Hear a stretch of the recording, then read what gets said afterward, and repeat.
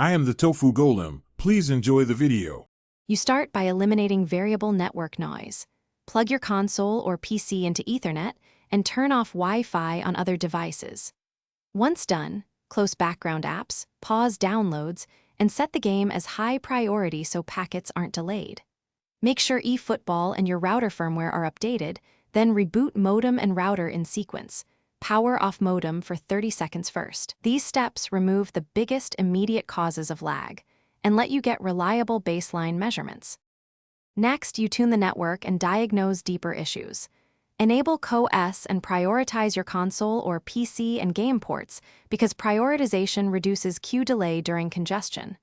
Run continuous ping and trace route for 1 to 3 minutes to measure jitter and packet loss, note spikes and hop failures. If needed, switch DNS to 1, 1, 1, 1 or 8, 8, 8, 8 and adjust MTU toward 1400, 1500 to prevent fragmentation.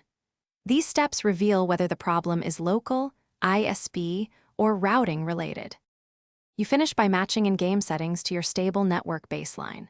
Reduce resolution and cap FPS to ease CPU/GPU work.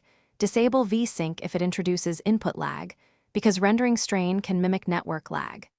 Ensure NAT is open by enabling UPnP or forwarding eFootball ports on your router. Finally, test using a mobile hotspot and record ping. If hotspot improves performance, contact your ISP. If issues persist, take a 60-second packet capture and share results with support for targeted help.